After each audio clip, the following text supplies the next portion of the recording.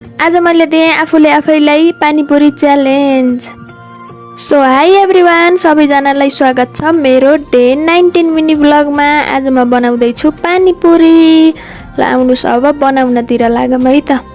फर्स्टमा लागे म कराई बसालेर तेल तताएर पुरीहरू फुराउनतिर।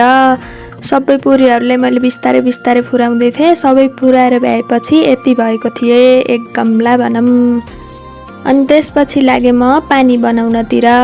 एउटा भाँडो लिएर त्यसमा पानी पनि राखिसकेँ मैले। अनि त्यो पानीपुरीको प्याकेटमै पाउने बेला मसला पनि राखिसकेँ। थोरै प्याज, थोरै धनियाँ, अनि अमिलोको लागि चुक, अनि थोरै नुन पनि राखेँ मैले। त्यसपछि हाम्रो पानी भयो रेडी। त्यसपछि लागे आलुको फिलिङ रेडी गर्नतिर। त्यसको लागि लिए आलु, अनि भिजाएको केरौ, थोरै प्याज, धनियाँ, अनि चाउचाउ एउटा मात्र राखेँ मैले, ओसिन्छ भनेर, अरू बाँकी पछि राख्छु भनेर। अनि त्यसमा पानीपुरीको मसला, थोरै नुन राखेर त्यसलाई राम्रोसँग मिक्स गरिसकेपछि त हाम्रो आलुको फिलिङ भयो रेडी।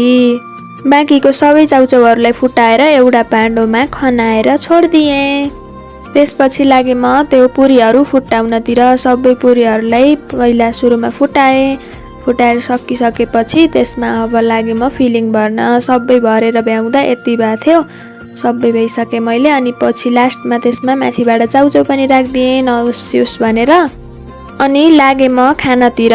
आज चाहिँ मैले आफूले आफैलाई च्यालेन्ज दिँदै थिएँ, जुन च्यालेन्ज थियो 5वटा पानीपुरी 1 मिनेटमा भ्याउन पर्यो, सक्छु कि सक्दिनँ भनेर। अनि सुरुमा 5वटा गनेर साइड ल्याइसकेँ मैले त्यो थालमा। अनि मैले टाइमर पहिल्यै सेट गरेर ल्याइसकेको थिएँ 1 मिनेटको। अनि स्टार्ट गरिसकेँ मैले। हेर है त मैले 1 मिनेटमा खाएर सक्छु कि सक्दिनँ 5वटा। यसरी च्यालेन्ज गरेको फर्स्ट टाइम थियो। अब हेर्दै जाम कस्तो हुने रहेछ। 1 मिनेट धेरै भयो कि थोरै भयो, लास्टसम्म हेर्नु होला भिडियो। सुरुमा त असलेको जस्तो कस्तो भयो क्या च्यालेन्ज भनेपछि, हल्का सक्दिनँ कि जस्तो लागिरहेको थियो। तर मैले ठ्याक्कै सकाएँ। 1 मिनेट पनि भयो, ठ्याक्कै खाएर नि सिद्धाएँ। त्यो चाउचाउले गर्दा अलि गाह्रो भएको थियो। आलु भए त छिटो सकिन्थ्यो। ल बाँकीको मैले मजाले इन्जोय गरेर खाएँ। लास्टसम्म भिडियो हेर्नु भएकोमा धन्यवाद। By by.